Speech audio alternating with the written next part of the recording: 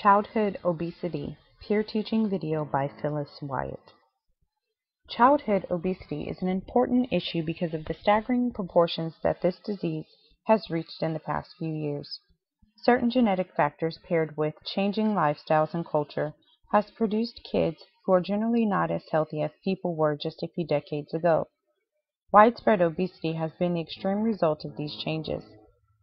I chose this topic because I have worked with children most of my life.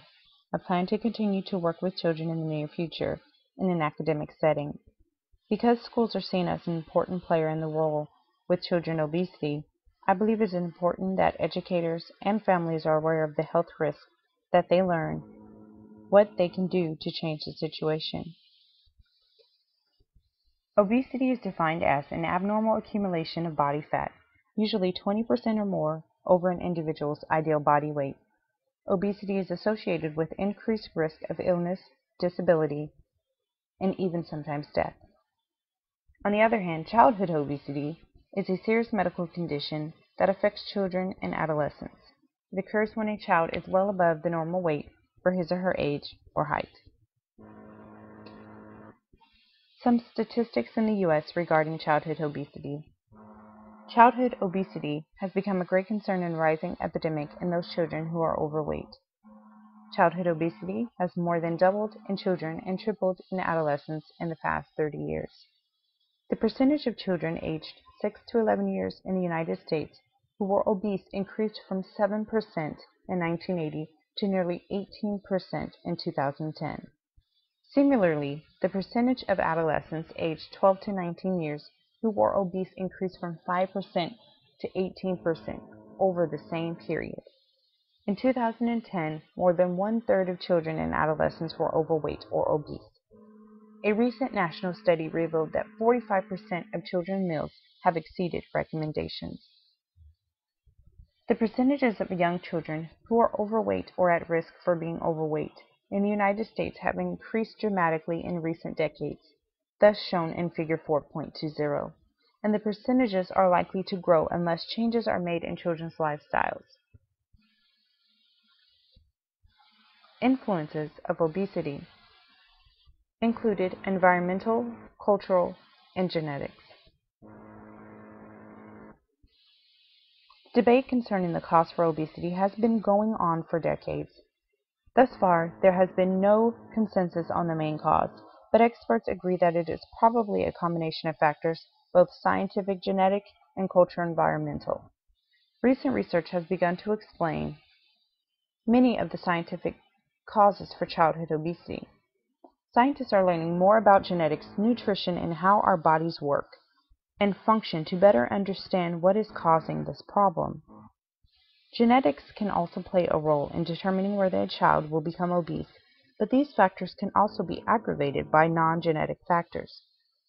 One source explains that with the environment in which a person lives, obesity most probably results from the interaction of an individual's genetic makeup. Behavior and metabolism are two key factors that affect an individual's weight. Both can be influenced by genetic factors or by non-genetic factors. Behaviors can be affected by genetics if a person is genetically wired to prefer certain activities like reading, sitting at a desk, or preferring certain sugary or fatty foods. But behavior can also be influenced by environmental factors or cultural factors. For example, culture. Some studies have shown that this to be a factor as well, and that some cultures make fatty foods more readily available than others. This is considered a lifestyle factor, and many have argued that this reason is a non-genetic factor. Metabolism can also be affected by both genetic and non-genetic factors. There is a figure here that explains to you how metabolism works. For example, a recent study hypothesizes that the makeup of African American women is different from that of a Caucasian woman, making them burn fewer calories when doing a simple activity like sitting. This implies that the women with the identical eating and exercising habits might lose weight differently because of genetic differences. On the other hand, an individual's metabolism can change based on the level of exercise they get meaning that the non-genetic factors also play a role in determining metabolism. Some may argue, however, that these lifestyle factors are bigger contributors to the increase in obesity, not genetics or science. Dr. Thomas Farley of Tulane University said that Americans' lifestyles are not oriented toward physical activity and that it is easier for Americans to eat unhealthy foods than to prepare nutritional meals for their families. How did we get here? Video games. Video games have become quite popular over the last 30 years. So popular, in fact, they become part of our day-to-day activities. 65% of American households play video games, and that this number is growing.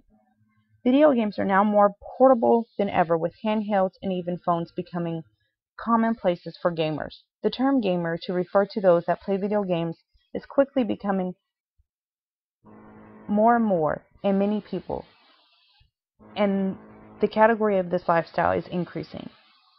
Let's have a look at some statistics about proliferation of video games and the distribution on this population segment. 65% of U.S. households play video games. 2 out of 5 gamers are females.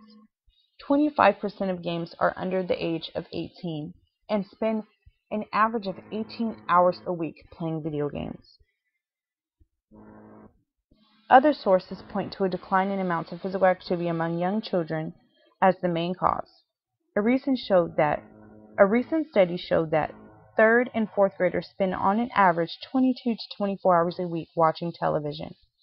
Other studies showed that levels of moderate and vigorous activity have dropped among adolescents.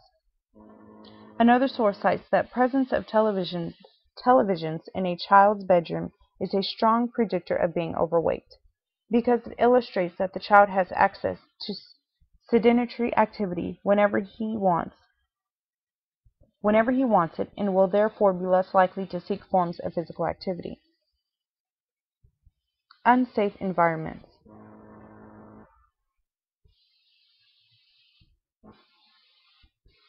The deterioration of neighborhoods can also lead to the obesity because parents don't feel that it is safe for their children to play outside. Schools are often charged with the task of helping children lose weight or teaching them about nutrition, but there are many obstacles to this plan.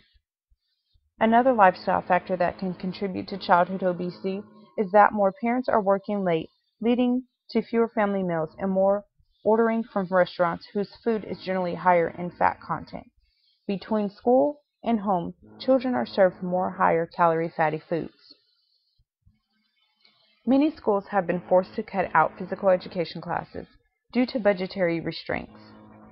When they do have programs, there's often too much focus on winning rather than participating.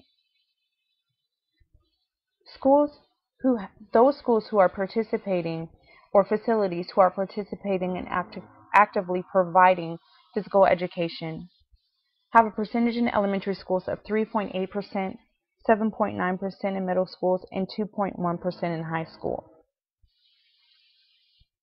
This causes many children to associate physical activity with winning and losing in sports, thus alienating them from all physical activity later in life. Dr. Tom McKenzie says it takes a village to raise a physically active child. What are the effects of childhood obesity? The immediate effects can include cardiovascular disease such as high cholesterol, prediabetes, which in children exposed to a lot of sugar can increase this risk, bone and joint problems such as arthritis, sleep apnea, social and psychological problems such as low self-esteem and depression. Long-term effects can include stroke, heart disease, and several types of cancer.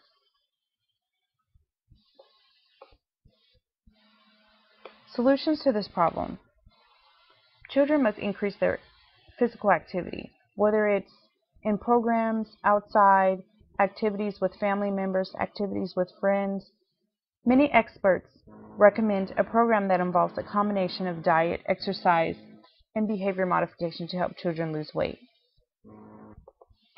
Access to healthy meals on a daily basis at home and school.